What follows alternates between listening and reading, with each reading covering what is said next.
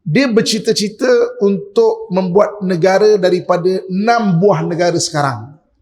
Kan kalau tengok dia punya bendera, dia ada 6 bintang. 6 bintang tu 6 tanah yang dia nak ambil. 6 bintang, atas ada calit, bawah ada calit. 6 bintang daripada 2 buah sungai. Sungai Nil yang di Mesir sehingga Sungai Furat yang berada di Iraq. Kan dia bercita-cita nak 6 negara ni sebenarnya. 6 negara tu mana? Mesir, kemudian Palestin kalau sekarang ni, kemudian Jordan, kemudian Syria, kemudian Lubnan dan sebahagian daripada Iraq.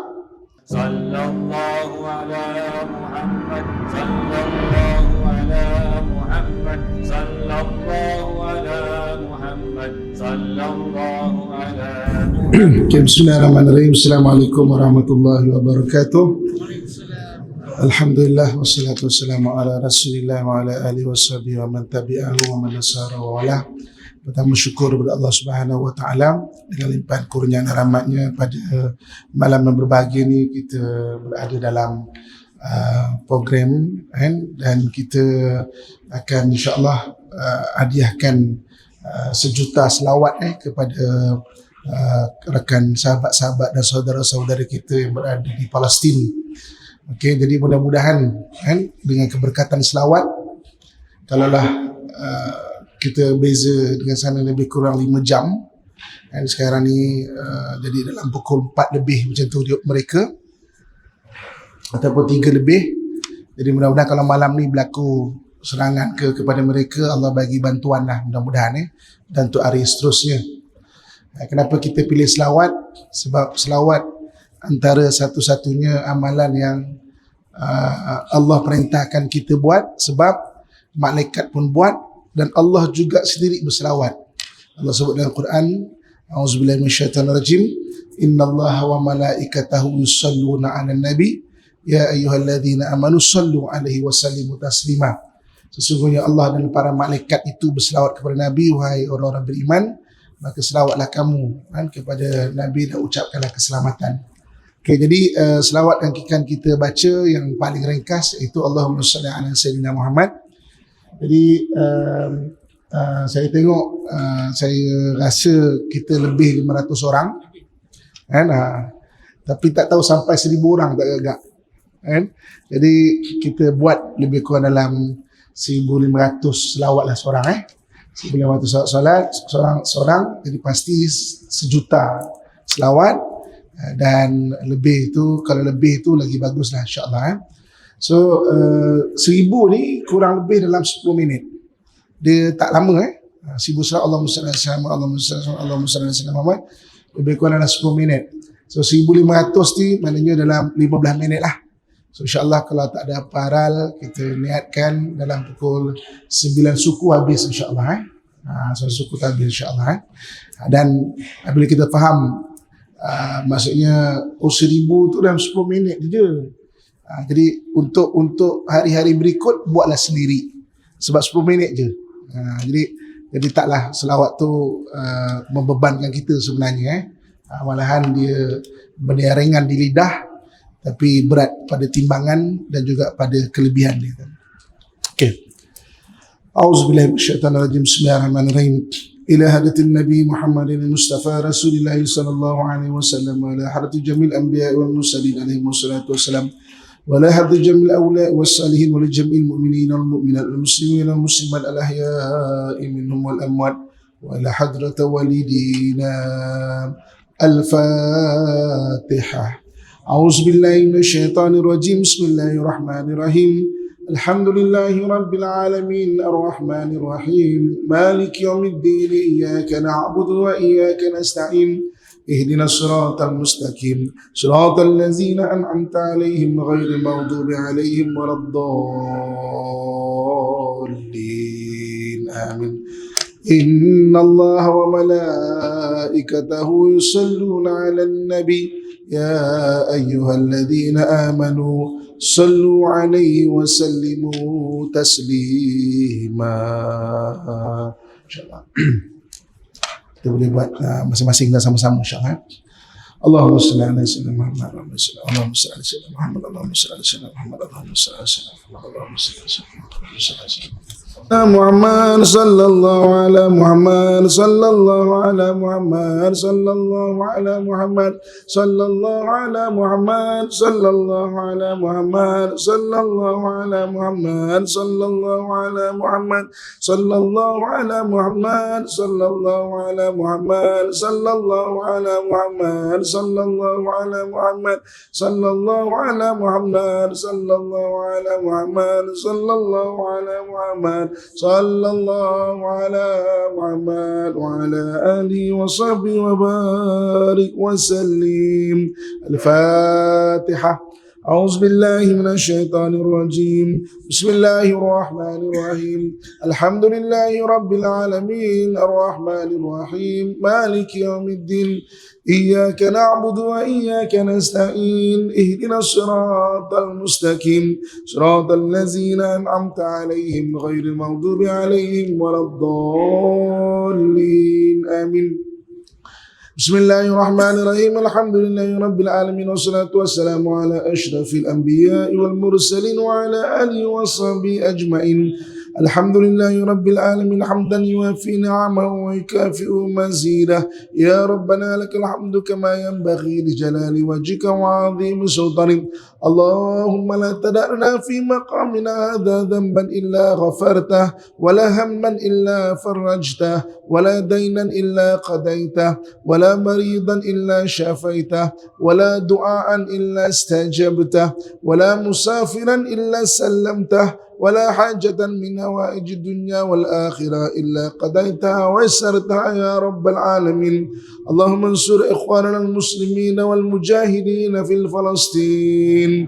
اللهم انصر إخواننا المسلمين والمجاهدين في فلسطين. اللهم انصر إخواننا المسلمين والمجاهدين في فلسطين. اللهم انصر إخواننا المسلمين والمجاهدين في غزة. اللهم انصر إخواننا المسلمين والمجاهدين في كل مكان وفي كل زمان برحمتك يا أرحم الراحمين. وصلى الله على سيدنا ومولانا محمد وعلى آله وصحبه أجمعين. سبحان ربك رب العزة أما يصفون والسلام على المرسلين والحمد لله رب العالمين. تقبل الله منكم ومنكم تقبل يا كريم. Alhamdulillah tuan-tuan sekalian, mudah-mudahan sedikit bacaan selawat yang kita baca kita hadiahkan kepada seluruh umat Islam untuk namanya saudara kita yang berada di Gaza dan Palestin. Mudah-mudahan Allah SWT pelihara mereka, bagi kekuatan kepada mereka, Allah lindungi mereka dan Allah bagi pertolongan daripada sumber-sumber yang kita tidak ketahui, insya-Allah. Mudah-mudahan. Okey, kita sambung kelas pengajian kita, tapi kita mulakan dengan syair wali Sunan Kalijaga dulu, insya-Allah.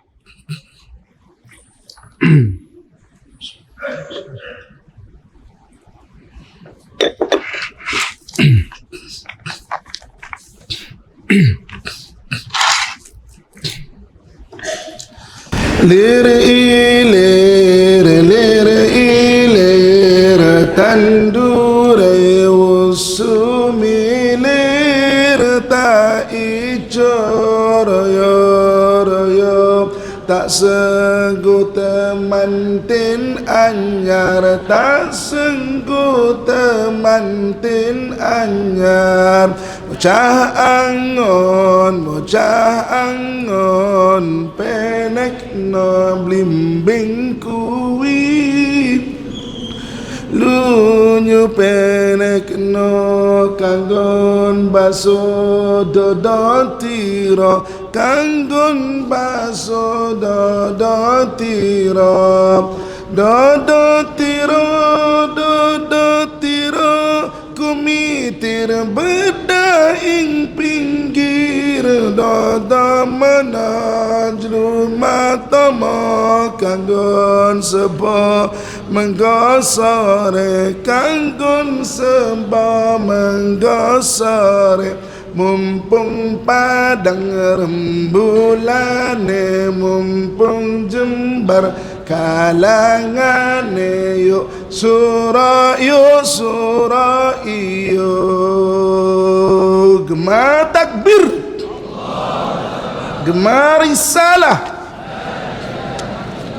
salatullah salamullah ala taha rasulillah salatullah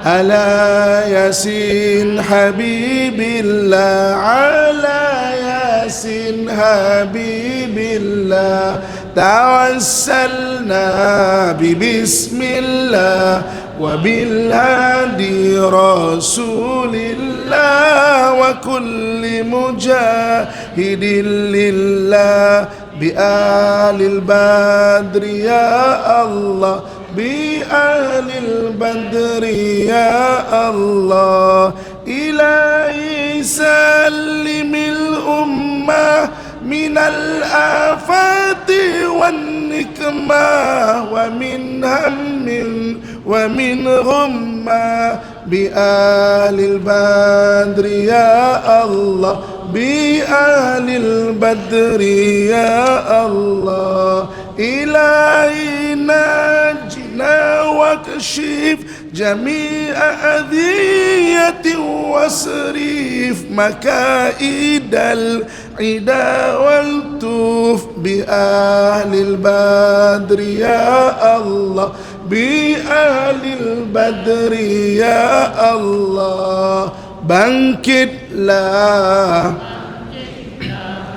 tanaman sudah berbunga menghijau berseri-seri bagaikanlah raja sehari bagaikanlah raja sehari pengembala anak gembala panjatlah blimbing itu meskipun licin tapi panjatlah untuk bersihkan pakaianmu untuk bersihkan pakaianmu pakaianmu yang ada tetas di tepi jahitlah perbaiki untuk menuju senja hari untuk menuju senja hari selagi bulan mengambang terang si terluang mari bersorak-sorak gembira takbir gemari salah illallah. Okey, kita sampai hadis yang kelima betul? Lima dah. 6 Okay. Bismillahirrahmanirrahim. Hadis yang ke-6 daripada sejarah maknanya Palestin. An Abi Hurairah radhiyallahu anhu anna Rasulullah sallallahu alaihi wasallam qala la tashuddu rihal illa ila thalathati masajid al-masjidil haram wal masjidil rasul wa masjidil aqsa. Dari Abu Hurairah radhiyallahu anhu bahwa Rasulullah sallallahu alaihi wasallam bersabda, janganlah kalian bersusah payah mengadakan perjalanan kecuali ketiga masjid. Pertama Masjidil Haram, yang kedua Masjid An-Nabawi dan yang ketiga Masjid Aqsa. Jadi dalam hadis ni Nabi SAW menggalakkan kita untuk pergi ke tiga masjid. Pertama Masjidil Haram, yang kedua Masjidil Nabawi dan yang ketiga Masjid Aqsa. Ketiga-tiga masjid ni dia ada kelebihan yang tersendiri. Masjidil Haram ni dia adalah tempat untuk kita kembalikan fitrah. Fitrah ni maknanya sifat kemanusiaan. Dekat situ kita belajar sifat maknanya kemanusiaan untuk diri kita tu. Jadi maknanya sebab itu Mekah itu sendiri berasal daripada perkataan bakah ataupun menangis. Dengan sendiri biasanya orang kalau ke sana mana mudahlah dia nak menitiskan air mata. Mudah untuk dia balik pada fitrah. Tuan-tuan sekalian manusia ketika lahir dia menangis. Menangis ni fitrah manusia. Manusia mula-mula dia lahir, dia menangis. Jadi sebenarnya menangis ni adalah fitrah manusia. Maknanya menangis ni dia akan mengembalikan sifat kemanusiaan kita. Sebab itu banyak ada hadis kita disuruh dan digalakkan untuk menangis, ingatkan dosa dan sebagainya, kasihan dan sebagainya. Bila manusia semakin membesar, kadang-kadang dia menangis bukan kerana fitrah. Ketika itu dia menangis kerana dendam, tak puas hati, rasa tak suka dan sebagainya. Jadi maknanya tangisan tu bukan tangisan fitrah dah. Sebab itu disuruh kita untuk pergi ke Masjidil Haram supaya kita balikkan nangis tu sebagai fitrah. Nangis kita bukan sebab dendam. Nangis kita memang betul-betul ingat Allah Subhanahu Wa Taala. Itu kelebihan kalau orang pergi ke Mekah.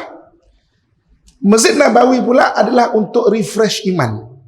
Dia untuk kita mengembalikan semangat keimanan. Dalam hadis yang disebut, al-iman sayati ilal Madinah kama ta'til hayy ila hijriha.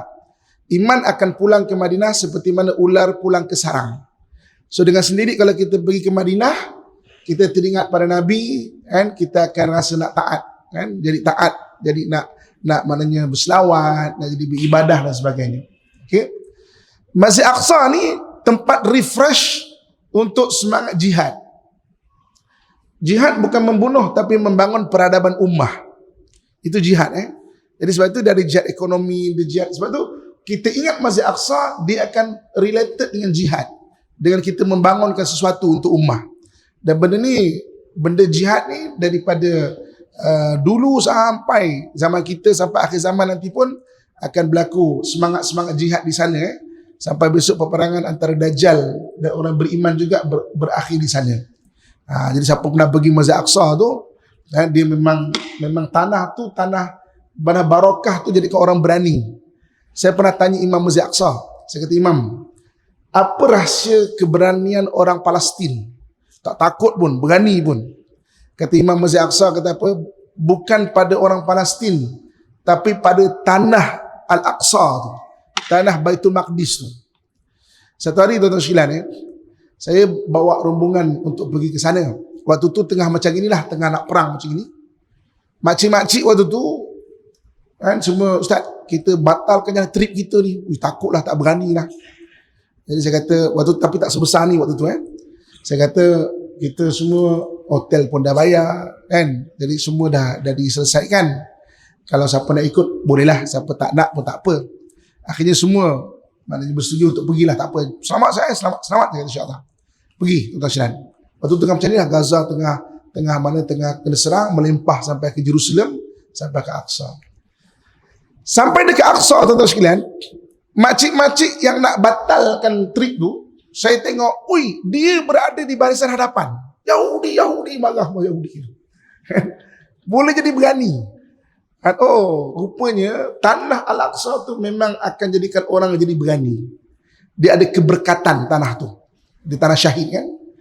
Macam kita bulan Ramadan, kenapa boleh orang berhenti berrukuk ke, oleh orang nak beribadah? Sebab keberkatan Ramadan tu yang jadikan kita boleh nak ibadah.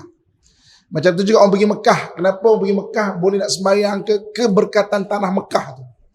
Sebab itu hidup kita ni kena cari keberkatan. Rezeki kalau ada berkat, dia bawa kita ke arah kebaikan. Dengan sendiri itu akan bawa ke arah kebaikan. Umur kalau ada berkat, dia bawa kita ke arah kebaikan. Kan? Jadi itu kelebihan. Nabi kata, kalau nak bersusah payahlah pergi ke 3 masjid. Masjid Haram, Masjid Nabawi dan Masjid Al-Aqsa. Saya dengan izin Allah Subhanahu Wa Taala mula-mula saya jejak kaki ke Masjid Aqsa pada tahun 2009. Saya menjanji kat diri saya dekat Masjid Aqsa waktu tu, ya Allah, izinkan aku bawa seramai mungkin orang pergi ke Al-Aqsa. Jadi maknanya orang pergi, orang tengok, orang dapat semangat, balik orang bawa, maksudnya kisah-kisah Masjid Aqsa, kongsikan dengan ramai orang supaya orang ada kesedaran. Sebab Masjid Aqsa ataupun Palestin ni, dia rutin dia tiap-tiap tahun memang ada serangan. Biasanya bulan Ramadan. Tuan-tuan, kali ini peperangan pada bulan Rabiul Awal. Sebenarnya dia spark untuk perang lebih besar lagi nanti ketika bulan Ramadan atau sekitar bulan Ramadan.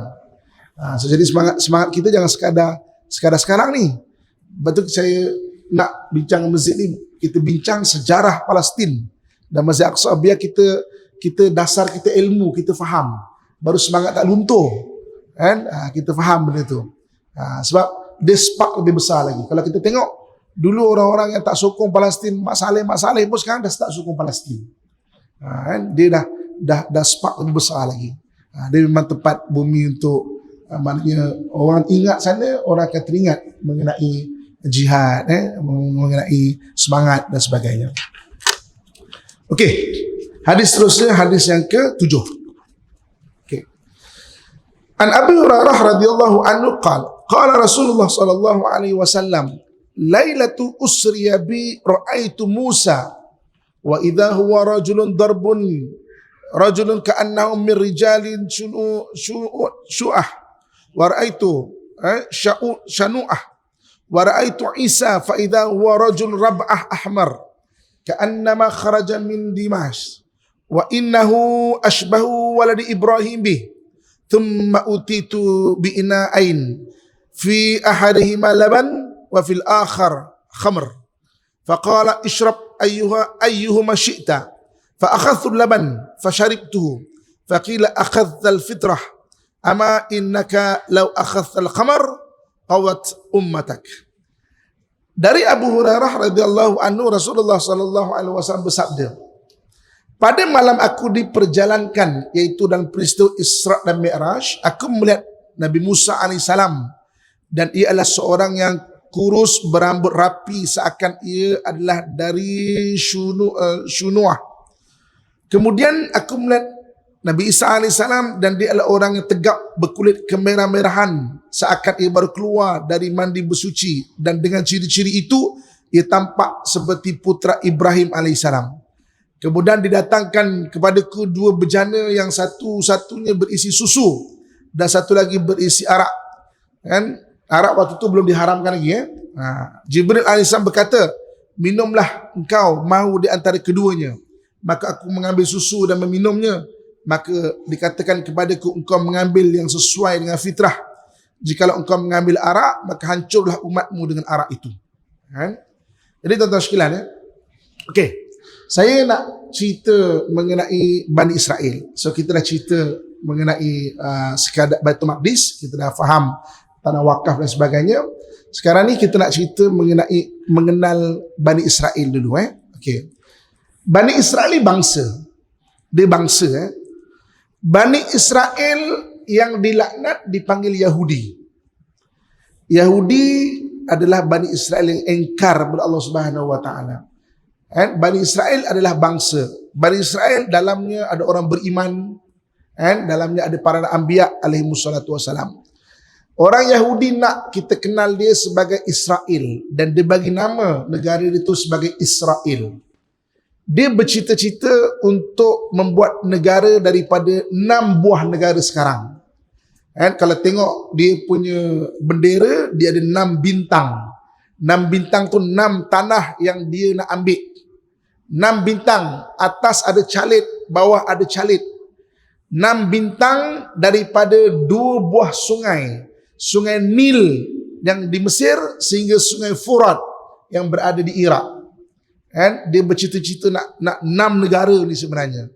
6 negara tu mana? Mesir, kemudian Palestin kalau sekarang ni, kemudian Jordan, kemudian Syria, kemudian Lebanon, dan sebahagian daripada Iraq. Saya ulang balik. Laju sangat Ustaz ni, nak salin tak sempat. Yang pertama Mesir, yang kedua Palestin, yang ketiga Jordan, yang keempat Syria, yang kelima Lebanon, dan yang keenam sebahagian daripada Iraq. 6 negara ni di antara 2 buah sungai, Sungai Nil di Mesir dan Sungai Dajlah yang berada di Iraq. 6 negara ni dia nak, dan dia pernah cuba ambil. Dia ambil Bukit Golan daripada Syria, dia pernah ambil Sinai tapi tidak berjaya. Jordan, sebahagian besar tanah dia ambil, tebing barat tu Jordan punya. Begitu juga dengan nak ambil Lebanon dan sebahagian daripada Iraq. Dan ini cerita-cerita mereka diletakkan dalam bendera mereka. Dan didoktrinkan pada anak-anak ni, benda itulah didoktrinkan sejak kecil lagi. Kan? Jadi ini orang Yahudi, okey, ataupun orang maknanya orang Yahudi. Jadi Bani Israel bangsa. Kemudian Yahudi ni adalah Bani Israel yang dilaknat. Dalam Quran Allah sebut bagaimana sebahagian Bani Israel dilaknat atas lisan Nabi Musa dan Nabi Isa. Ini dipanggil orang Yahudi yang ingkar dan mungkar Allah Subhanahu wa taala. Okey. Orang Yahudi ni dia berasal daripada Nabi Ibrahim. Nabi Ibrahim ni dia ada dua orang isteri yang masyhur. Satu Siti Sarah, satu Siti Hajar. Daripada Siti Sarah lahir Bani Israel, daripada Siti Hajar lahir orang Arab. Okey, daripada Siti Sarah lahir Bani Israel, daripada Siti Sarah, daripada Siti Hajar lahir bangsa Arab. Orang Yahudi dengan orang Arab ni dia sepupu. Kan? Sebab itu perangai dia orang lebih kurang sama saja. Kalau baik, baik betul. Kalau beriman. Kalau jahat, ya Allah, kering hati. Tak ada bangsa di dunia yang sekering hati itu. Kita lihat hari ini Israel bom Gaza, sama je dengan Bashar Assad di Syria bom rakyat dia. Orang Arab dia kalau tak beriman memang kering hati dia, tuan-tuan sekalian. Dia tak ada belas kasihan langsung. Kan? Bashar Assad Syria tu, sebab dia sepupu. Kan? Dia daripada Bani Israel, kemudian daripada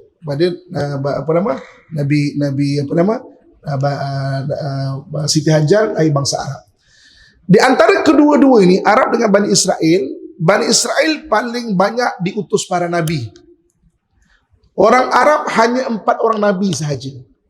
Arab hanya ada 4 orang nabi sahaja. Kan? Yang pertama Nabi Hud alaihi salam.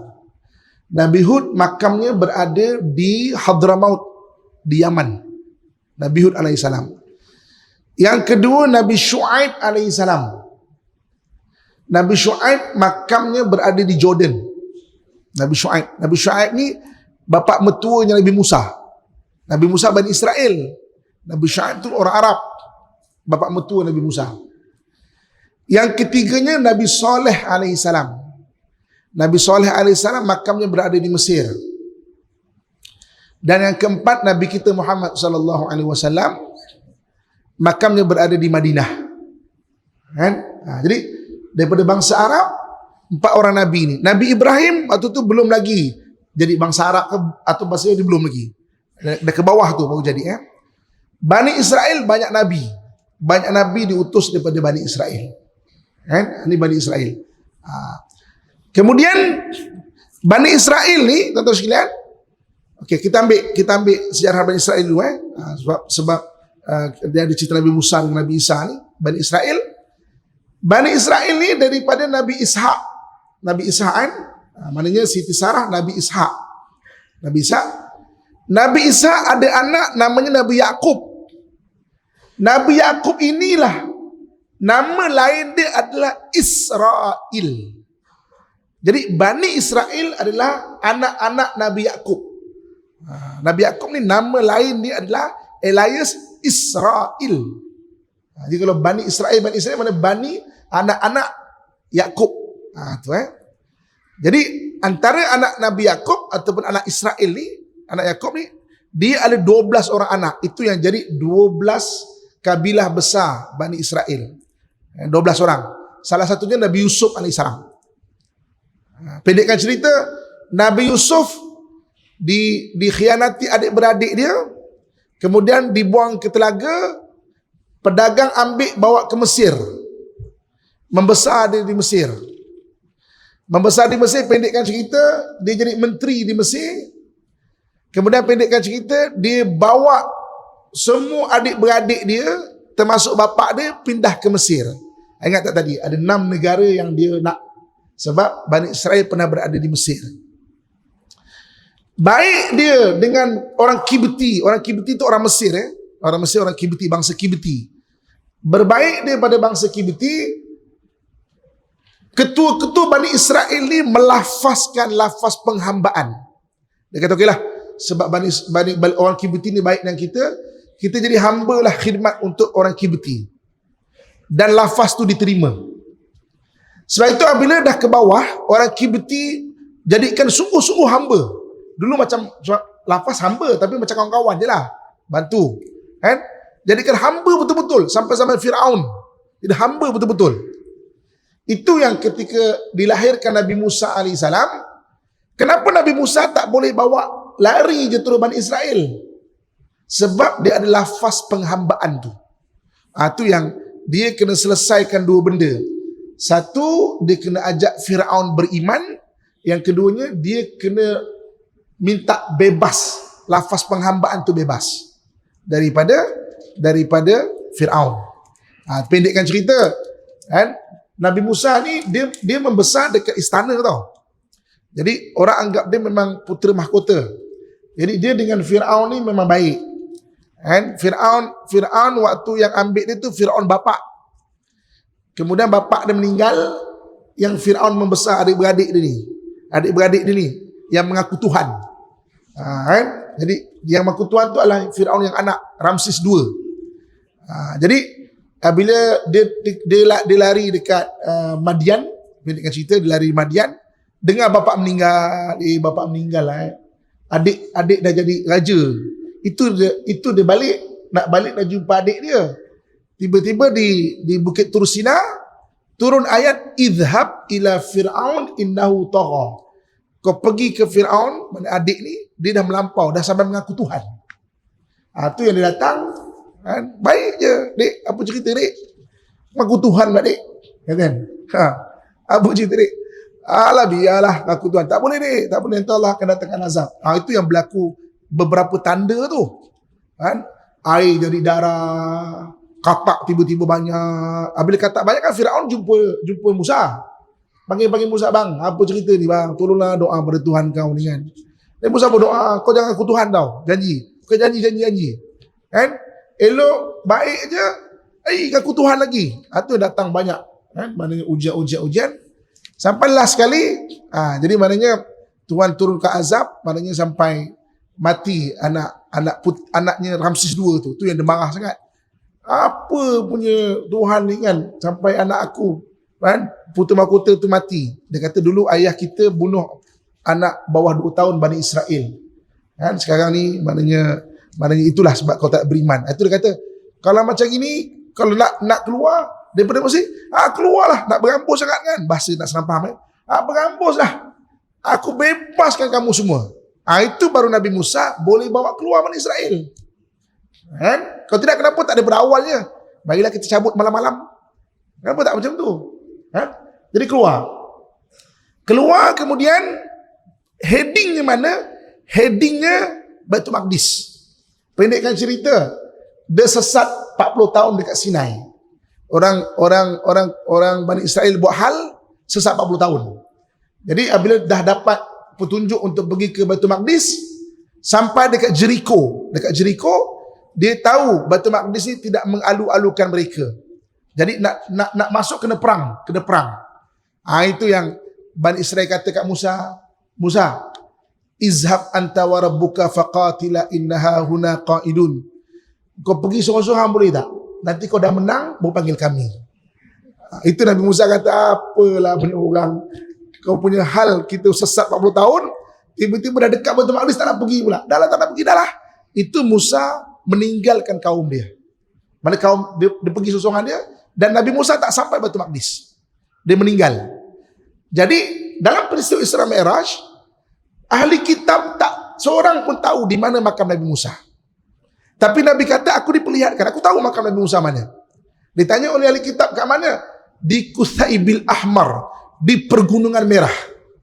Jadi dekat Jericho tu ada satu tempat pegunungan. Kalau waktu petang, simbahan matahari itu menjadikan gunung tu berwarna seakan-akan warna merah. Ketika para sahabat datang jumpa makam, dan sahabat berijtihad. Sebab Nabi tak sempat tunjuk, Nabi dah wafat. Sahabat berijtihad, ini makam Nabi Musa AS. Kan? Jadi bagi orang Yahudi, Nabi Musa tu pergi dan meninggal di Mount of Nebo. Mount of Nebo sekarang di Jordan. Mount of Nebo bagi orang Yahudi, dan bagi versi Kristian pun sama. Mount of Nebo. Tapi Nabi kata, aku tengok. Itu yang Yahudi tanya.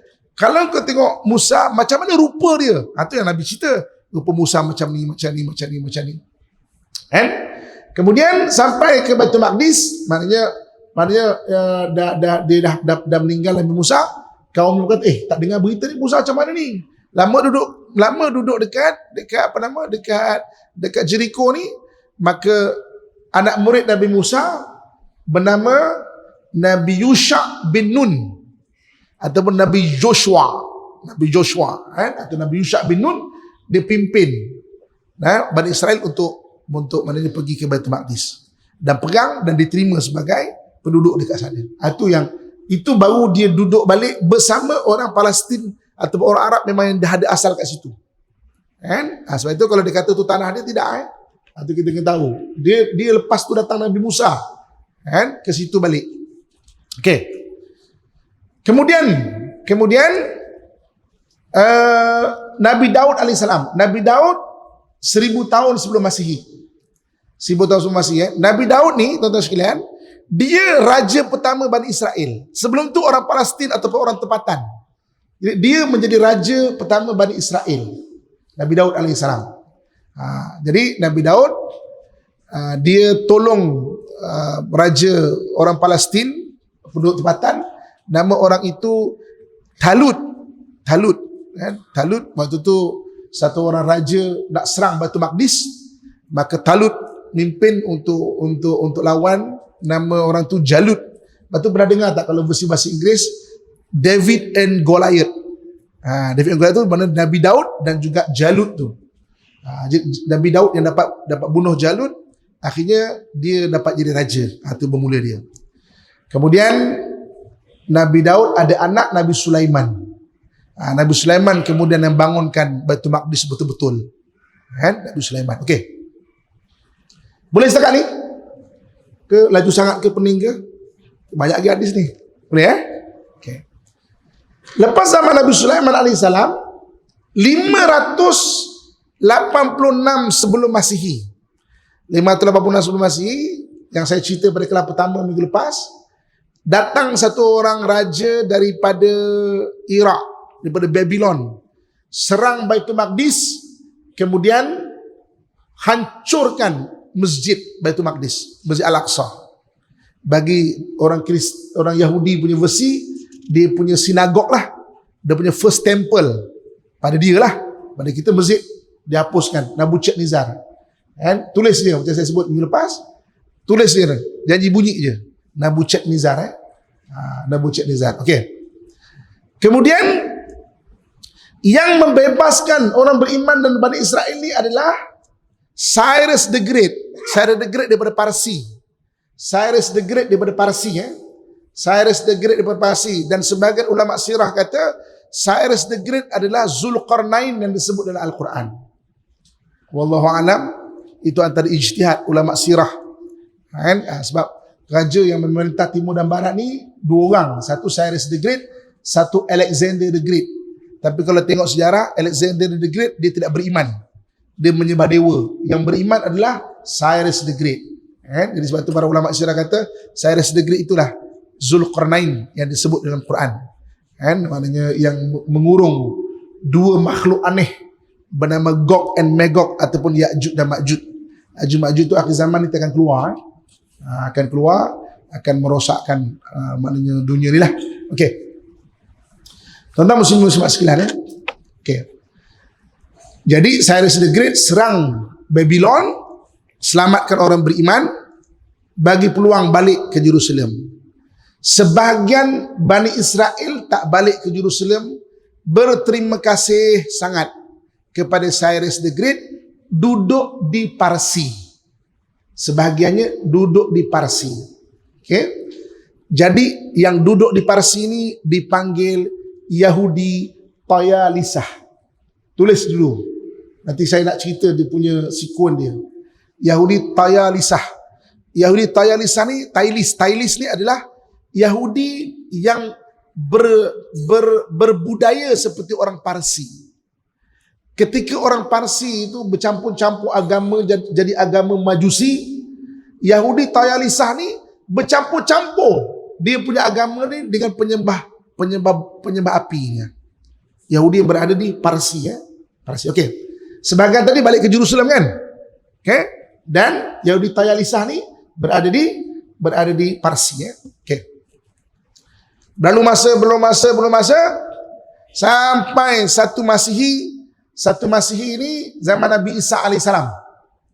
Zaman Nabi Isa alaihissalam, kemudian pendekkan cerita, orang Yahudi nak bunuh Nabi Isa, diangkat Nabi Isa ke langit. Dalam Quran Allah sebut, wa ma qataluhu wa ma salabuhu walakin syubbiha lahu. Dia tidak dibunuh dan dia tidak disalib, tetapi diserupakan. Diangkat mengikut ulama ahli sirah dekat Jabal Zaitun. Jabal Zaitun ataupun Mount of Olive yang berada di Jerusalem. Kan ada wattini wazaituni watturi sinin wa hazal baladil amin. Wattini wazaitun, Jabal Zaitun. Watturi sinin, Tursina. Wa hazal baladil amin, Mekah. Ini negeri aman. Jabal Zaitun. Jadi kalau kita berpulang pergi Jabal Zaitun, dekat sana ada satu tempat, ada bekas tapak kaki Nabi Isa alaihissalam, tapi sebelah aja.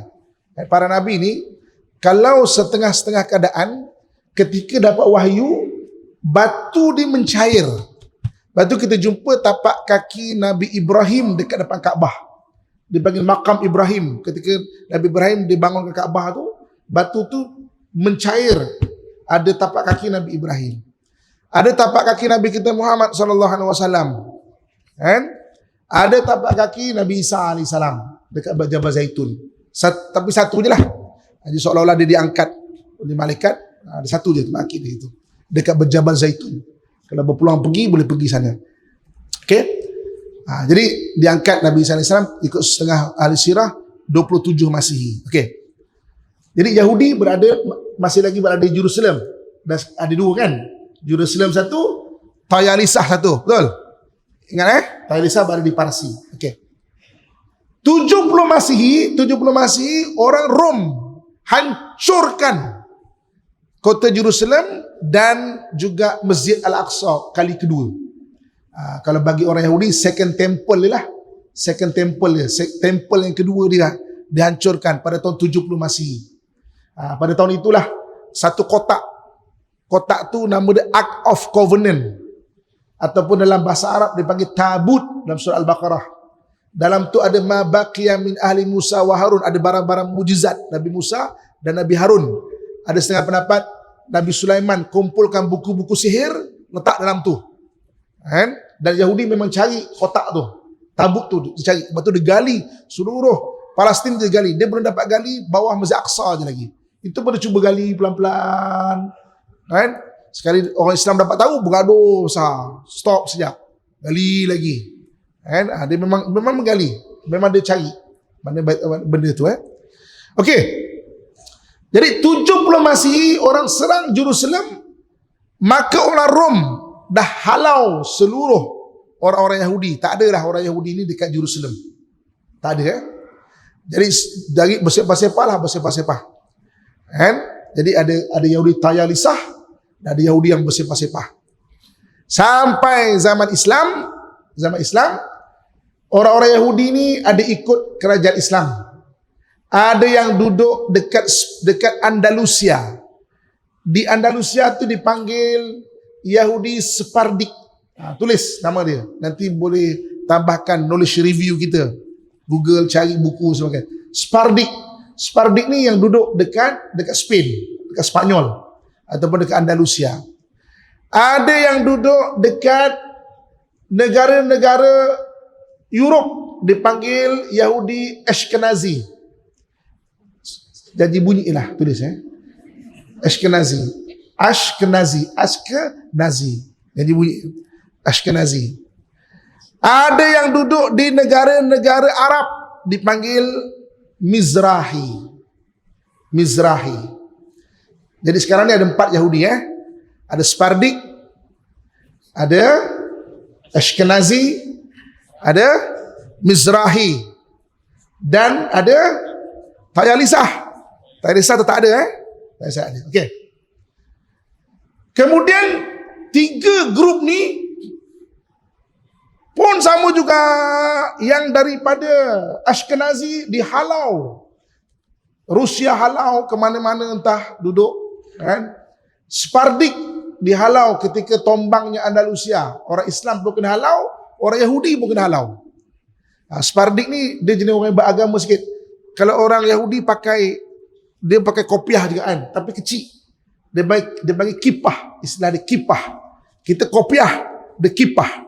Kipah tu kecil So jangan pakai yang kecil nanti orang confuse. Dia siapa ni muka Jawa tapi pakai kipah ni kan. Kipah tu kan. Kipah tu adalah orang Spardik asal dia. Sekarang ni memang orang kat Jerusalem berpakai kopiah kecil tu. Okey. Begitu juga dengan Mizrahi. Mizrahi ni kadang ada yang dikeluarlah, dihalau dan sebagainya, berbagai-bagai lah. Kan? Jadi yang betul-betul masih tak berpindah lagi ni Yahudi mana? Yahudi Tayalisah tadi ni. Dan Nabi SAW sebut, kan? Nabi kata apa? Yatba'ud Dajjal. Yang akan mengikut Dajjal nanti adalah Yahudiyah min Isfahan. Faminhum Tayalisah. 70,000 daripada Isfahan dan mereka daripada golongan Tayalisah yang ikut Dajjal besok, yang jadi pemimpin-pemimpin. Macam kita kan dari sudut Islam ada pemegang panji hitam kan, dia juga ada pemegang panji dia. Antaranya adalah daripada Isfahan, Tayalisah. Saya baru balik daripada Parsi kan, saya pergi tengok kan orang Yahudi dekat Isfahan kan, dekat dia punya sinagog dia. Tuan-tuan boleh tulis, nanti search. Dia ada Maula Yakub sinagog. Maula Yakub sinagog. Itu pusat Tayalisah kat sana tu. Maula Yakub sinagog. Dekat Isfahan. Jadi kita boleh relate lah. Kenapa hadis Nabi SAW mengatakan bahawa orang Yahudi nanti pergi ikut Dajjal panji-panji. Kita panji hitam lah kita panggil panji pelangi ke pink apa tak kan. Maknanya adalah orang Yahudi daripada Tayalisah, daripada Isfahan. Sebab apa? Dia yang tak pindah ke sana kemari. Dia duduk, jadi dia preserve ajaran-ajaran dia tapi bercampur dengan ajaran yang Parsi. Bercampur dengan penyembah api ni. Sebab tu bila Dajjal keluar, maka dia mudah untuk mengikut Dajjal.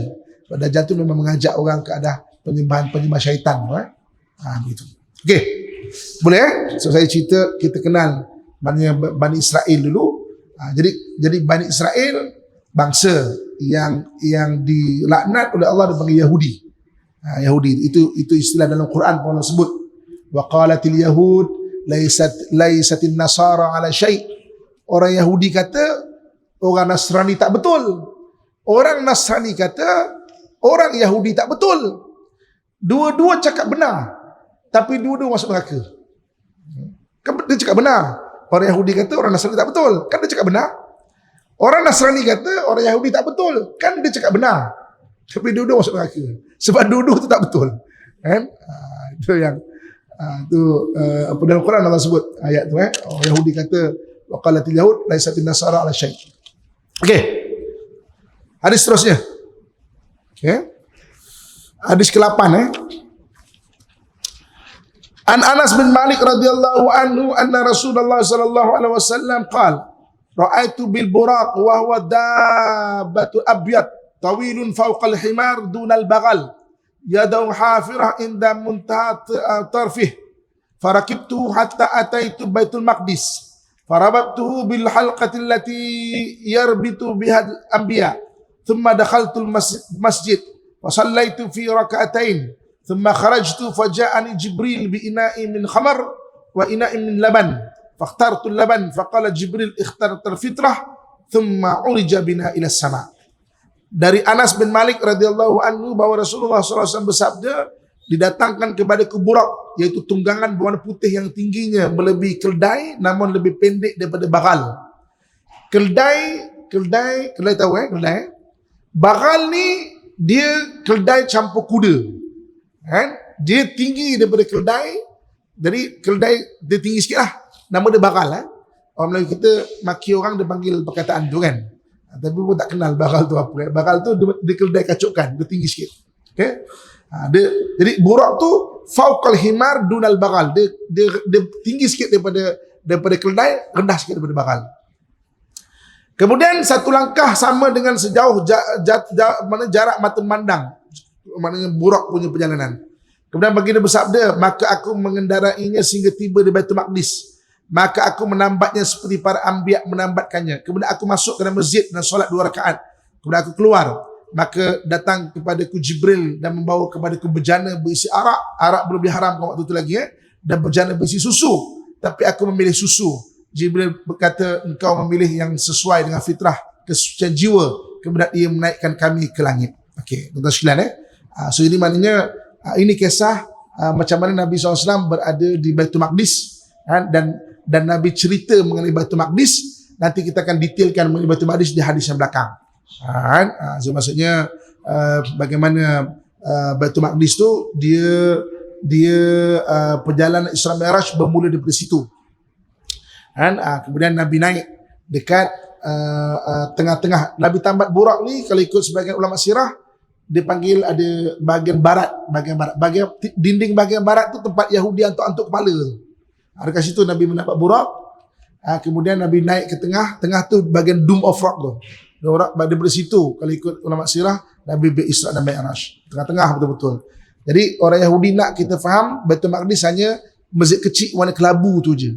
Padahal Baitul Maqdis 36 ekar. Dia ada 5 buah masjid, 2 atas tanah, 3 bawah tanah. Kita dah cerita pada minggu yang lepas. Okey, hadis terusnya. An Abu Hurairah radhiyallahu anhu qala Rasulullah sallallahu alaihi wasallam, laqad ra'aituni fil hijr wal Quraisy sa'aluni an masrai fasa'altani asya'u min Baitul Maqdis lam athbitha fakuribtu kurbatan ma kuribtu mithlahu qat qala farafa'u Allahu ili anduru ilaih ma yas'aluni an syai'in illa anba'ahum bih wa qara'aituni fi jama'ah minal anbiya fa idza Musa qa'iman yusalli fa idza rajulun darab ja'dun ka'annahum rijalin shunu'ah wa idza Isa ibn Maryam alaihi salam qa'iman yusalli aqrabun nas min syabahan Urwatun bin Mas'ud al-Thaqafi wa idza Ibrahim alaihi salam qa'iman yusalli ashbahun nas bi sahibukum yakni nafsahu fahanatis salah fa'amamtum falamma faraghtu min as-salah qala qailun ya Muhammad hadha maliku sahibun nar fasallim alaih faltafattu ilaih fabada'ni bisalam. Dari Abu Hurairah radhiyallahu anhu dia berkata, Rasulullah sallallahu alaihi wasallam bersabda, ketika aku berada di Hijr Ismail, kaum Quraisy menanyakanku tentang Isra. Mereka menanyakanku tentang hal-hal di Baitul Maqdis yang tidak aku ketahui. Maka aku merasakan kesulitan yang belum pernah aku alami sebelumnya. Rasulullah bersabda, maka Allah menayangkannya Baitul Maqdis untukku hingga aku melihatnya. Tidaklah mereka bertanya kepadaku tentang sesuatu melainkan aku dapat menjawabnya. Dan aku melihat diriku di dalam para jamaah para nabi, dan aku melihat Musa sedang solat, dan ia adalah laki-laki yang kurus tegap seperti orang-orang dari Syanu'ah. Dan aku melihat Isa bin Maryam sedang solat, ia sangat mirip dengan Urwah bin Mas'ud As-Saqafi, seorang sahabat Nabi. Dan aku melihat Ibrahim sedang solat, ia mirip dengan sahabat kalian, yang ini diri beliau sendiri. Maka datang waktu solat dan aku mengimami mereka. Setelah aku selesai solat, ada yang berkata, wahai Muhammad, ini adalah Malik penjaga neraka, maka berikanlah salam kepadanya. Maka aku menoleh kepadanya dan ia mendahuluiku memberi salam. Okey. Dalam hadis ni, ketika Nabi SAW balik daripada Isra Mi'raj, orang Quraisy ada 3 waktu tu. Pertama orang kafir, yang kedua ahli kitab, yang ketiganya sahabat. Jadi orang Quraisy dan juga ahli kitab bertanya, Muhammad, kalau betul kau telah sampai ke Baitul Maqdis, mesti kau boleh cerita Baitul Maqdis. Dulu tak ada Google Jadi kalau tak pernah sampai, memang tak boleh jawab. Maka ada benda-benda ditanya agak detail mengenai Baitul Maqdis, tapi Nabi kata susah aku nak jawab.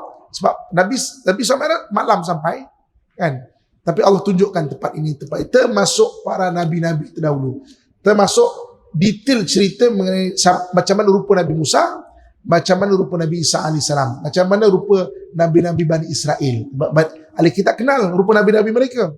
Sebab tu sebahagian daripada ulama, sebahagian daripada ahli kitab masuk Islam, sebahagian lagi menolak.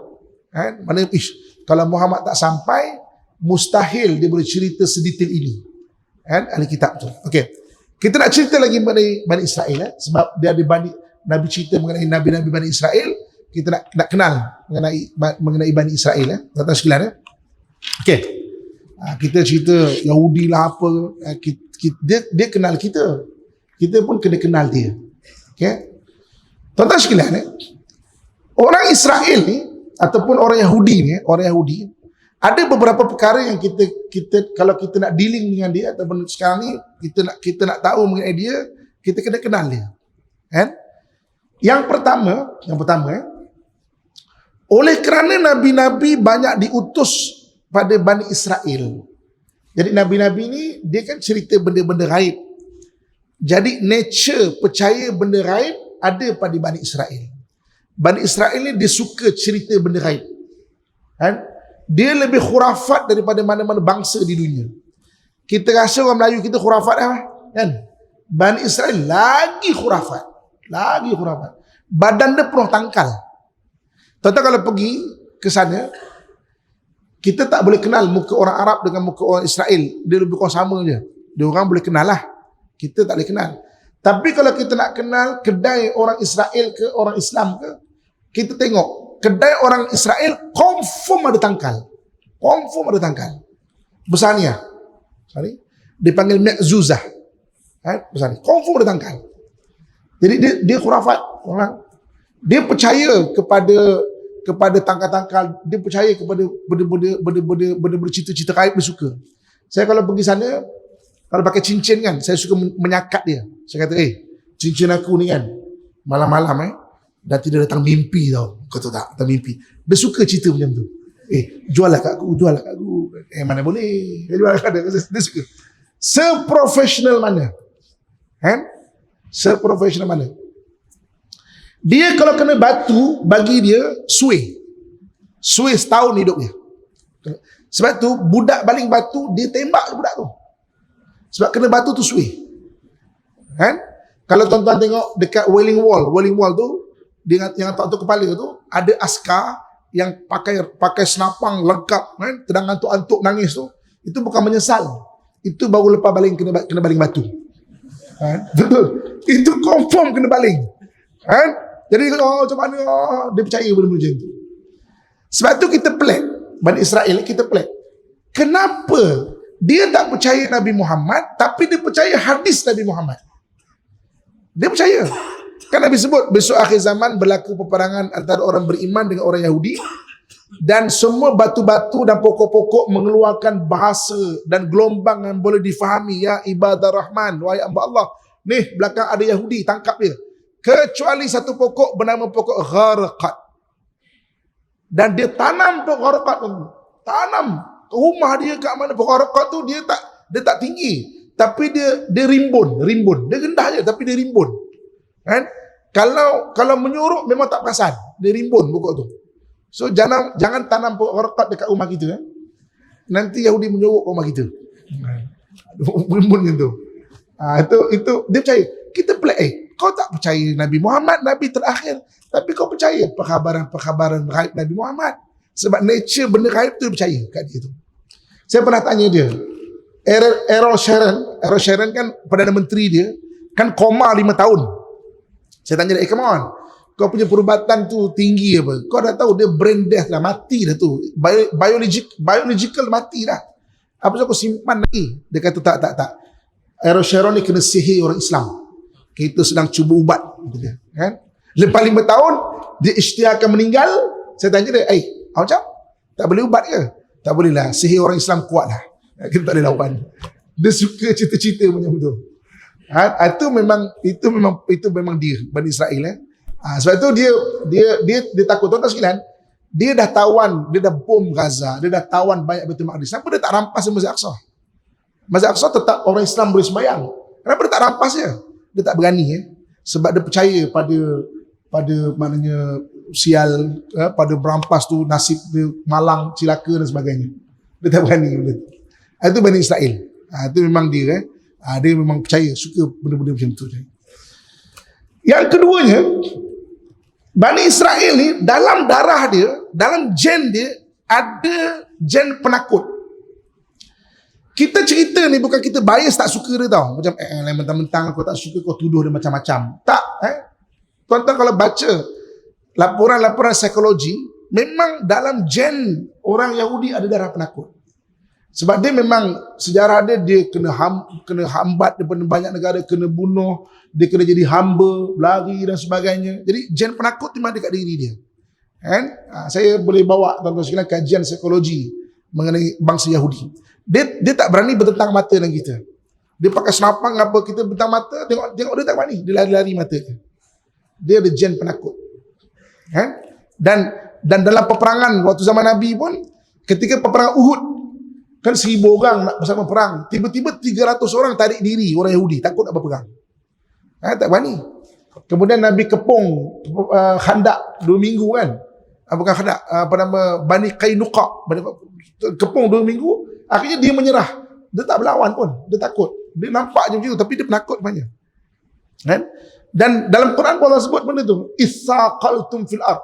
Apabila dia tak bergerak daripada bumi ni kalau dia ajak berperang. Dia tak bergerak daripada bumi ni.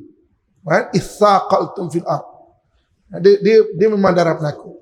Kalau bangsa Arab ni disebut dalam Quran bangsa pengkhianat. Al-A'rab asyaddul kufra wan nifaq. Arab kalau tak beriman paling kufur, paling munafik. Itu kelemahan bangsa Arab pula. Kan? Dia sebab tu kalau tengok sejarah bangsa Arab, dia penuh dengan pengkhianatan. Tuan-tuan, kita bicara mengenai tombangnya khalifah pada 1924. Kita marah kepada Kamal Atatürk. Itu kita rasa dia lah faktor tunggal. Tapi dia salah satu faktor. Antara yang menyumbang besar juga adalah pengkhianatan bangsa Arab. Kan? Pernah dengar nama Laurent Arabia? Laurent Arabia, dia jumpa ketua-ketua Arab ni, dia jumpa Syarif Hussein. Dia janjikan Syarif Hussein, jom. Apalah kau nak ikut orang Turki pula. Jom, khianat bangsa Turki, nanti kalau tombang khalifah, aku lantik kau jadi khalifah. Itu digerakkan revolusi Arab pada 1916. 1917 Baitul Maqdis jatuh ke tangan British. Kan? Jadi 1924 khalifah tombang, Syarif Hussein jumpa British. Okey, aku dah bersedia jadi khalifah. Okey, bawa semua keluarga kau pergi Cyprus. Kita nak buat petabalan. Sampai di Cyprus, dipenjarakan dia dan keluarga dia. Kubur ada di Cyprus, keluarga-keluarga dia. Kalau pergi Cyprus boleh tengok dekat Larnaca. Ada kubur keluarga-keluarga Syed Hussein. Syed Hussein. Kan? Sedih dia sebab pengkhianatan tu, dia pun kena khianat dengan British, dan Baitul Maqdis tombang kepada British dan dibagi negara Palestin kepada Israel. Jadi dia sedih, dia minta untuk sembahyang di Baitul Maqdis. Terbang dia daripada Larnaca sampai ke Amman, meninggal dia, tak sempat untuk sembahyang. Tapi dimakamkan sekitar Baitul Maqdis. Jadi maknanya itu orang Arab. Orang Arab. Jadi dia memang bangsa penakut. Sebab tu tak ada apa-apa sangat pun dia tu. Cuma tuan-tuan sekalian, saya nak kongsikan cerita pada hari ini. Saya selalu bawa kisah ini.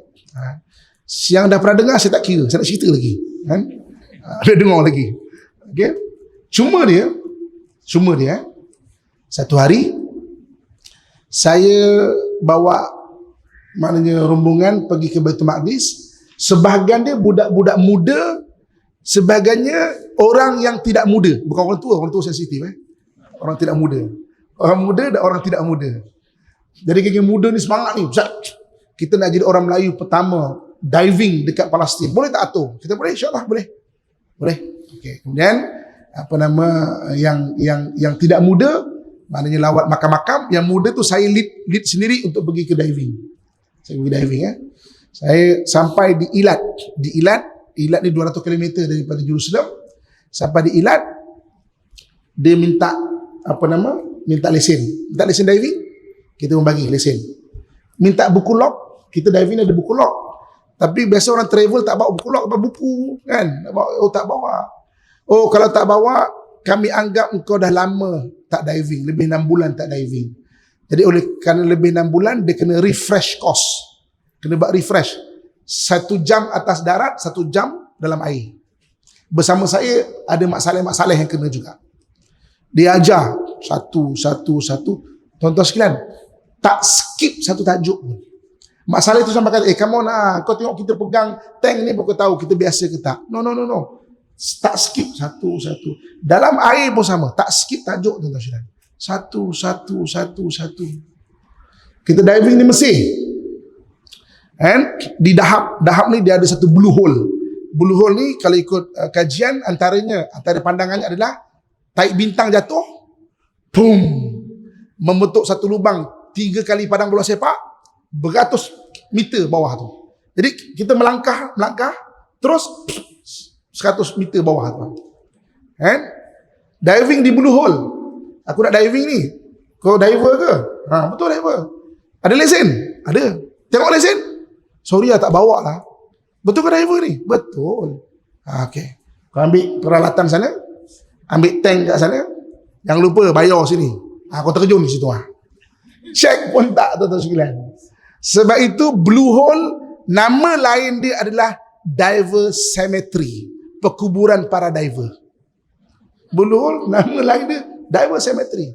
Banyak orang meninggal kat situ sebab tak check, pakai pengakuan je. Habis saya diving, saya nak makan.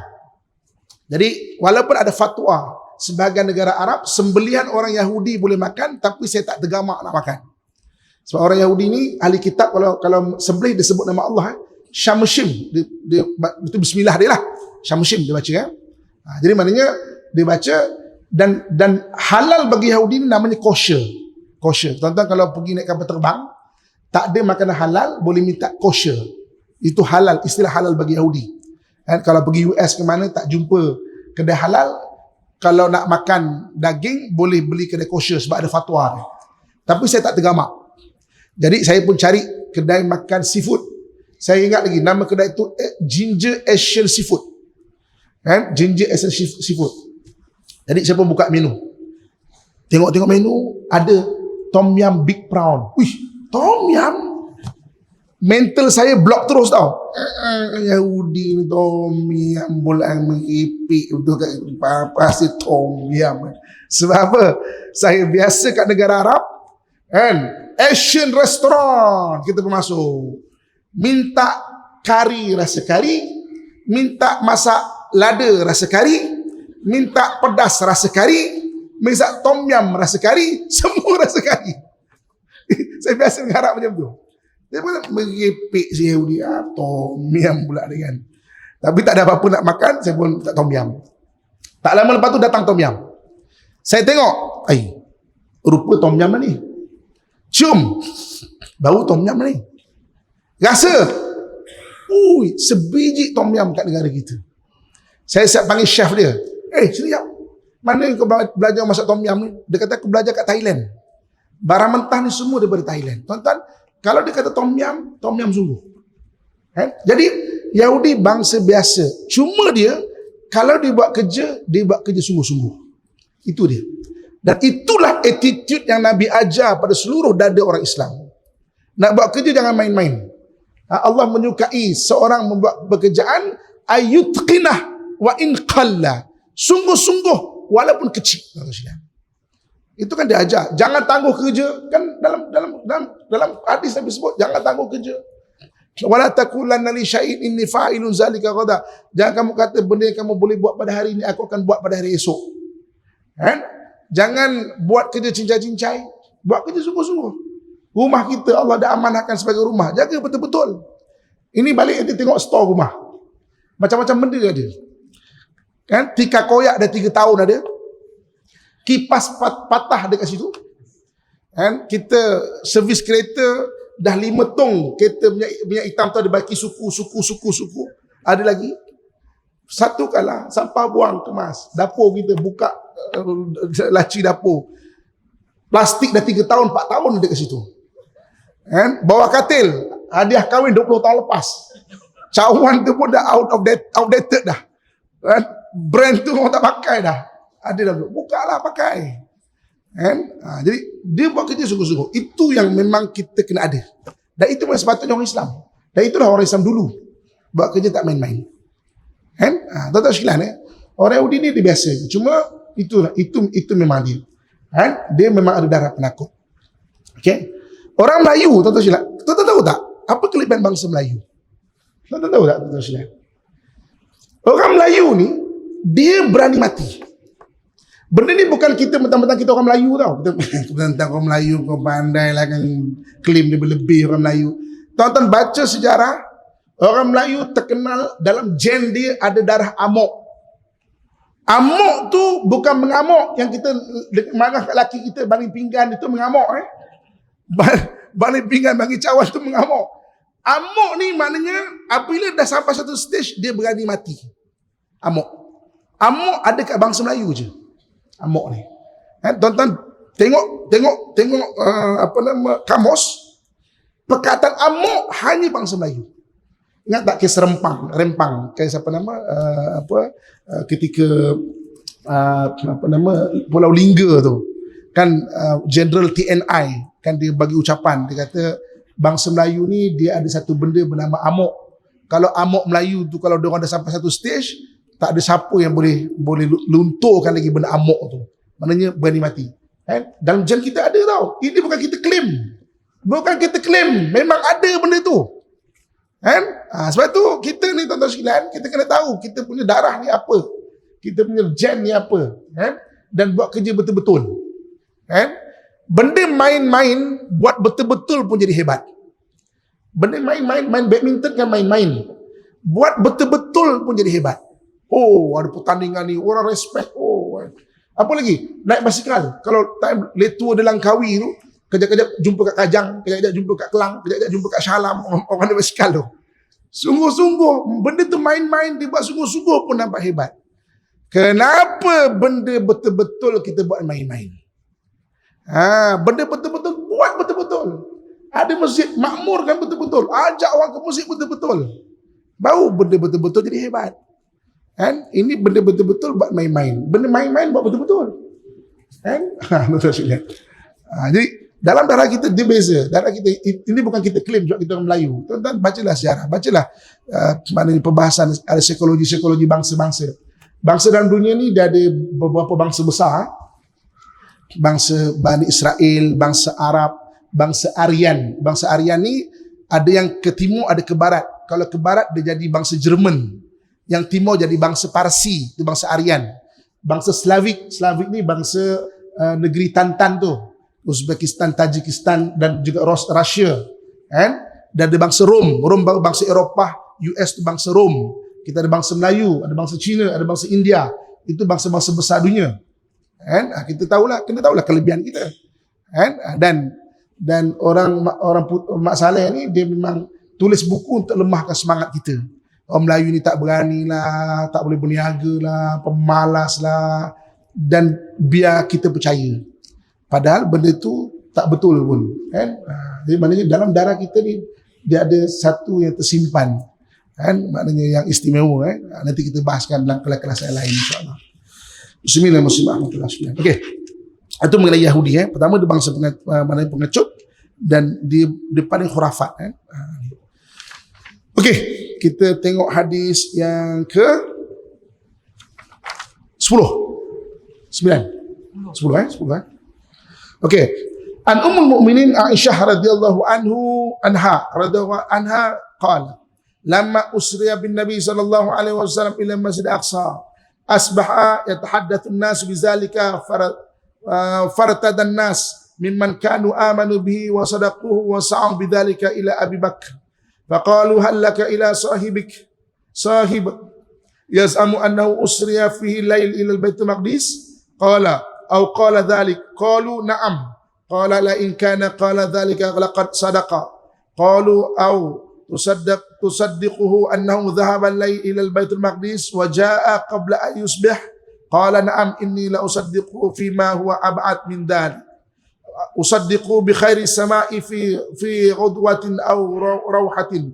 Walidzalika summiya Abu Bakar as-Siddiq. Dari Ummul Mukminin Aisyah radhiyallahu anha berkata, tatkala Rasulullah sallallahu alaihi wasallam Isra dijalankan di malam hari Allah Subhanahu wa taala di Masjid Aqsa, maka di pagi harinya orang-orang banyak berbicarakan itu dan mereka hampir-hampir murtad dari sesiapa yang dahulunya beriman dan benarkan Rasulullah SAW. Maka mereka mendatangi Sayyidina Abu Bakar dan berkata, apakah kamu berpihak kepada sahabatmu? Ia menyatakan bahawa malam tadi itu ia diperjalankan di Baitul Maqdis. Abu Bakar radhiyallahu anhu berkata, apakah ia benar-benar mengatakan demikian? Mereka berkata, ya. Abu Bakar berkata, jika ia berkata seperti itu, maka ia benar. Mereka berkata, engkau membenarkan bahawa ia pergi tadi malam ke Baitul Maqdis dan datang kembali sebelum fajar? Abu Bakar kata, ya. Sesungguhnya aku akan membenarkannya, bahkan jika ia pergi lebih jauh lagi. Aku membenarkan khabar dari langit yang ia terima di pagi hari atau sore atau petang hari. Karena itulah Abu Bakar digelar As-Siddiq, iaitu yang membenarkan. Okey. Tuan-tuan sekalian, ya. Ketika Nabi balik daripada Isra Mi'raj, ramai orang ragu-ragu, dan ramai orang macam betul ke, kan? Ramai orang ragu, ramai orang kata betul ke? Ada yang tak percaya dan ada yang maknanya goyah iman dia. Ketika ditanya oleh pada Sayyidina Abu Bakar, kau percaya ke apa yang Nabi sebut? Abu Bakar kata apa? Kalau lebih pelik daripada itu pun aku percaya. Lebih pelik, lebih jauh, kalau dia pergi Baitul Maqdis, lebih jauh, lebih pelik daripada itu pun aku percaya. Maka Sayyidina Abu Bakar digelar As-Siddiq. As-Siddiq itu makna orang betul-betul benar iman dia. Jadi hadis ini kita nak cerita mengenai bagaimana kita perlu mencontohi keimanan Sayyidina Abu Bakar, iaitu apa yang Nabi sampaikan adalah benar. Antara orang yang pernah membenarkan kata-kata Rasulullah antaranya adalah Sultan Muhammad Al-Fatih. Sultan Muhammad Al-Fatih dia betul-betul percaya Konstantinopel akan tombang. Maka dia percaya, dia berusaha dan tombang kota Konstantinopel. Tuan-tuan sekalian, banyak lagi hadis-hadis Nabi akhir zaman mengenai kita, kan, di akhir zaman. Jadi kita baca hadis-hadis ni, kan, dari maknanya kita percaya dan kita berusaha, kan, maknanya ke arah yang lebih baik dan apa yang Nabi ajarkan itu. Mudah-mudahan kita juga digolongkan sebagai orang yang as-siddiq, kan orang yang akan bersama Nabi besok, alladzi an'amta alaihim minan nabiyyin was-siddiqin wasyuhada was-salihin. As-siddiq ni maknanya orang betul iman dia tu. Benar-benar dia mengikut apa yang diajak Nabi SAW. Okey.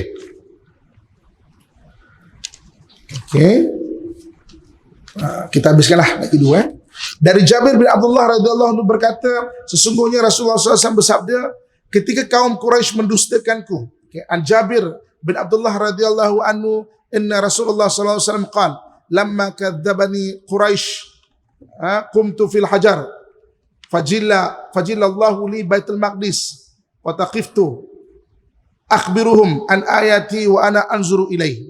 Dari Jabir bin Abdullah, dia berkata, sesungguhnya Rasulullah sallallahu alaihi wasallam bersabda, ketika kaum Quraisy mendustakanku, aku berdiri di Hijr, di Ismail, tiba-tiba Allah menampakkan padaku Baitul Maqdis sehingga aku dapat mengkhabarkan kepada mereka tentang tanda-tandanya, sedangkan aku terus melihatnya dengan mata kepala pada saat itu juga.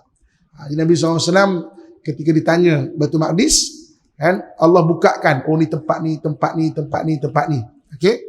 Jadi di malam kuliah ni saya nak cerita sikit mengenai Baitul Maqdis biar kita kenal. Kita biasa tengok gambar dia. Tuan-tuan, Baitul Maqdis tu lebih kurang 36 ekar. Semua itu adalah kiblat pertama. Kan? Kiblat pertama. Jadi dulu orang sembahyang menghadap Baitul Maqdis. Hatta orang beriman juga, Nabi dapat ibadah sembahyang menghadap Baitul Maqdis. Kan? Selama maknanya 17 bulan ataupun 16 bulan menurut hadis, maka barulah ibadah solat dihadapkan ke Kaabah. Dulu Kaabah untuk ibadah haji semata-mata. Solatlah ke arah Baitul Maqdis. Dia adalah kiblat pertama. Orang Yahudi masih menganggap tu kiblat. Sebab orang Yahudi kalau sembahyang menghadap Baitul Maqdis. Masuk dalam pintu Baitul Maqdis, masuk pintu Baitul Maqdis, kita mula daripada kiri. Tuan-tuan saudara, cuba bayangkan, sebelah kiri dia ada makam Nabi Sulaiman alaihissalam. Tapi makam Nabi Sulaiman dia ada penjara jin. Penjara jin di bawah. Nabi Sulaiman boleh memerintah jin. Kan? Dan ada jin-jin yang engkar dan mungkar di penjara. Saya waktu kursus sejarah Baitul Maqdis dengan Imam Masjid Aqsa, Imam tunjukkan ini penjara jin. Saya tanya imam, "Mam, ada lagi tak jin kat sini?" Dia tarik tangan saya, dia kata, "Kau jangan tanya, jom kita jalan."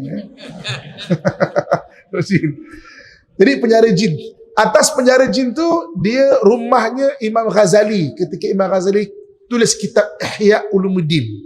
Ketika Nabi Imam Ghazali, dia memulakan kitab Ihya dekat masjid Masjid Umawi dekat Syria, dan menghabiskan dekat Baitul Maqdis.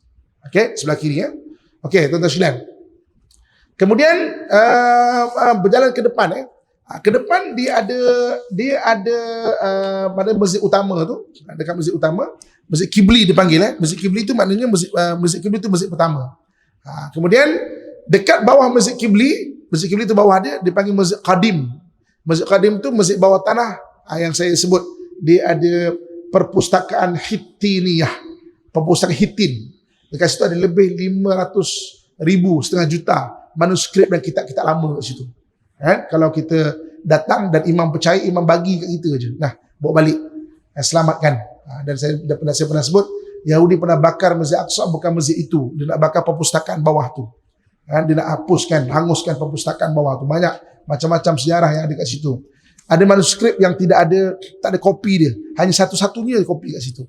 Bersama saya ada satu kitab perubatan Islam. Itu satu-satunya kopi yang ada kat dunia. Perubatan Islam, al-marad, penyakit apa, al-alamat, dia punya simptom apa, al-ilaj, dia punya ubat apa. Saya belum sempat terjemahkan semua.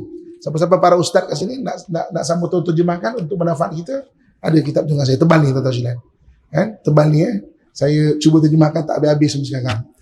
Kitab bahasa Arab ni. Itu kitab Hittiniyah. Okey. Kemudian Baitul Maqdis ni, tuan-tuan sekalian, dia ada dekat Baitul Maqdis tadi, dekat masjid utama, dalam dia tu yang belah atas Masjid Kibli, dalam tu ada makam Arba'in. Arba'in ni 40. Dia tempat berkumpulnya 40 wali abdal. Dekat Syam ni dah ada wali abdal, bilangannya 40 orang. Meninggal seorang akan diganti dengan seorang lagi. Mereka wali abdal ni akan membuat persidangan dekat Masjid Aqsa. Bila, wallahu alam. Imam pun tak tahu bila. Ada 40 orang wali kat situ. Dekat Syam ni ada 40 orang wali. Kemudian belakang tu dia ada mihrab Nabi Zakaria. Nabi Zakaria, dia ada mihrab Nabi Zakaria. Nabi Zakaria dia berdoakan dia lambat dapat anak tu. Dalam Quran Allah sebut iznada rabbahu nidaan khafiyah. Dia kalau berdoa sedih doa dia. Khafiyah ni mana doa bersedih doa dia. Kita boleh contohi jangan doa marah-marah. Tunjukkan Tuhan kuasamu ya Allah. Laki marah kat laki, doa macam tu jangan. Doa ni nidaan khafiyah, lembut doa tu. Okey. Apa lagi kat Baitul Maqdis? Dekat ada Dome of Rock. Dome of Rock tu dia kubah warna emas tu. Kubah warna emas tu dekat situ permulaan Nabi Isra Mi'raj, mengikut sebahagian ulama sirah. Okey. Dekat belakang tu dia dipanggil Balad Aswad. Balad Aswad ni batu berwarna hitam. Kalau ikut Imam Masjid Aqsa, di situ ada Nabi Khidir bersolat di situ. Setengah-setengah keadaan. Nabi Khidir Nabi Khidir ni antara, kalau disebut dalam sirah, masih hidup lagi.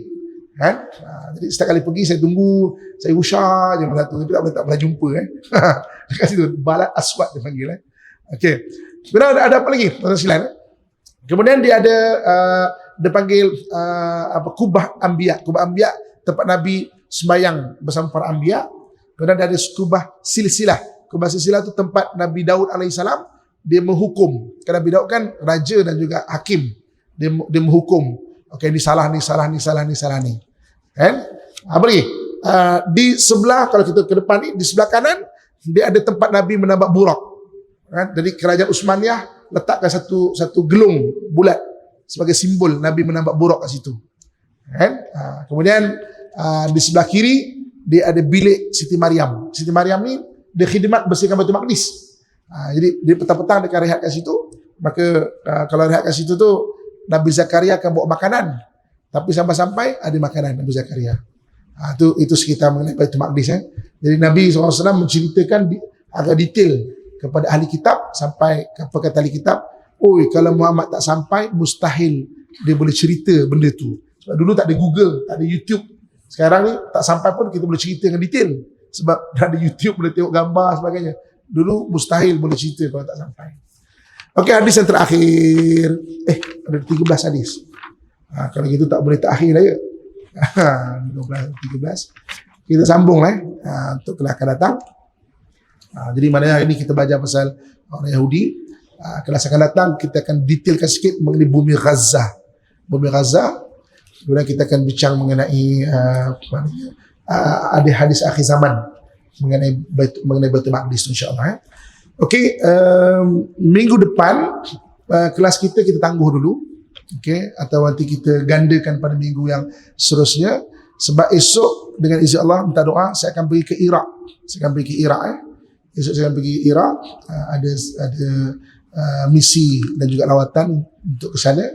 Nanti kita balik, kita boleh cungkil sejarah-sejarah Iraq kan, mengenai Nabi Ibrahim. Dekat situ ada sejarah Baghdad kan, ada sejarah dekat situ ada kota terakhir Parsi yang Maharaja dia koyak surat Nabi tu kan, kat situ, kat sekitar situ. Maknanya Maharaja Khusrov nama dia koyak surat Nabi tu kan. InsyaAllah saya pergi dalam 10 hari lah. So dia melintasi hari Selasa minggu depan. Seminggu je lah tak ada. So kita jumpa Selasa satu lagi. Di kelas kita tu mungkin minggu tu kita buat 2 kali ke macam mana ke. InsyaAllah doakan saya insyaAllah dan Allah mudahkan pergi perjalanan pergi dan balik insyaAllah. Okey, sekian saja tuan-tuan sekalian. Di belakang sekali itu kita ada program Baitul Maqdis Care. Tuan-tuan boleh baca ada 8 jenis mana Baitul Maqdis Care tu bantuan. Tu boleh war-warkan lah kan. Kita manage dengan wasta'inu bikitman, dengan cara halus dan senyap insyaAllah, tapi sampai insyaAllah. Jom kita akhiri dengan sekali lagi lagu ataupun kasidah ataupun syairnya Wali Songo ataupun Sunan Kalijaga. Lir tandure usumi lir ta'i joroyo tak sengguh temantin anyar, tak sengguh temantin anyar. Jangan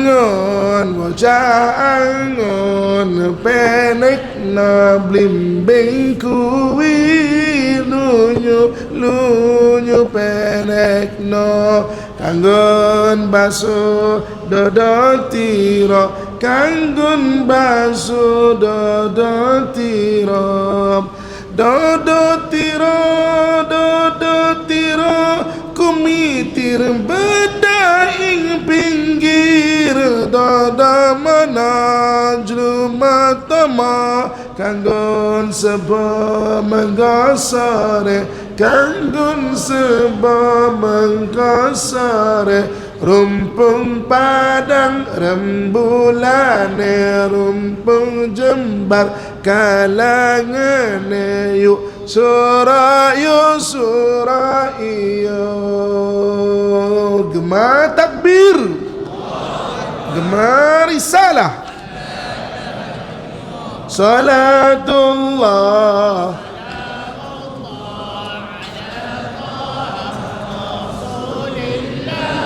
salatullah salamullah ala yasin habibillah, ala yasin habibillah.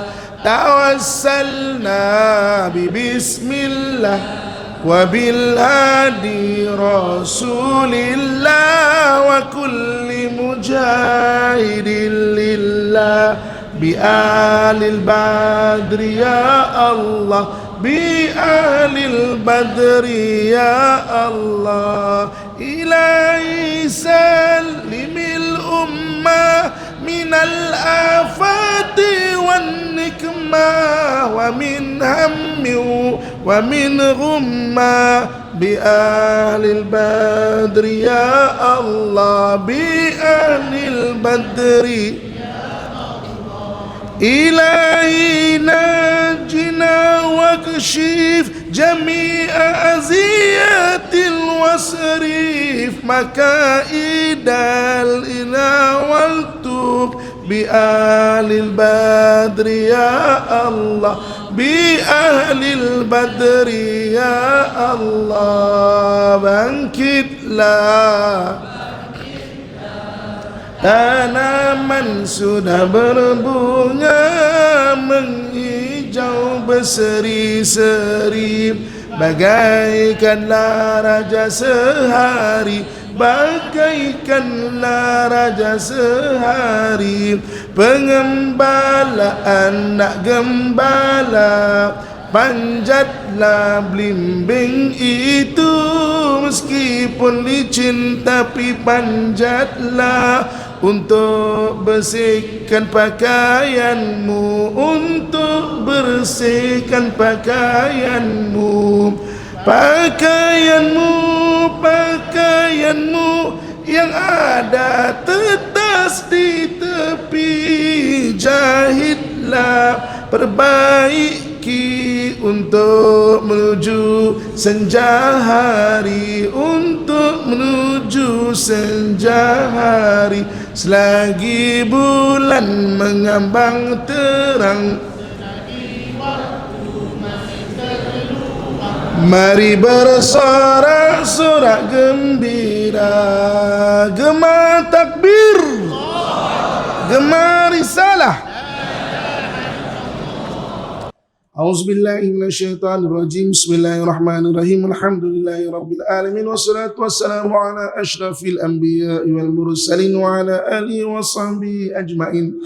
Alhamdulillahirabbil alamin hamdan yuwafi ni'amahu wa yukafi'u mazidah. Ya Rabbana lakal hamdu kama yanbaghi li jalali wajhika wa 'azimi sultanik. Ya Allah ya Tuhan kami ampunkan segala dosa dan kesalahan kami ya Allah. Guru-guru kami ya Allah. Ibu dan ayah kami ya Allah, orang yang mempunyai hak ke atas kami ya Allah, dan kepada seluruh muslimin dan muslimat, mukminin dan mukminat sama ada yang masih ada ataupun yang telah tiada ya Allah. Ya Allah ya Tuhan kami, bantulah saudara kami yang berada di Palestin ya Allah. Bantulah saudara kami yang berada di Gaza ya Allah. Bantulah saudara-saudara kami walau di mana mereka berada dan pada ketika masa ya Allah. Allahumma rabbana atina fid dunya hasanatan wa fil akhirati hasanatan wa qina adzabannar wa adkhilnal jannata ma'al abrar ya aziz ya ghaffar ya rabbal alamin. Wa sallallahu ala sayyidina wa maulana Muhammad wa ala alihi wa sahbihi ajmain. Subhana rabbika rabbil izzati amma yasifun wassalamun alal mursalin walhamdulillahi rabbil alamin. Taqabbalallahu minkum minna minkum taqabbal ya karim. Alhamdulillah.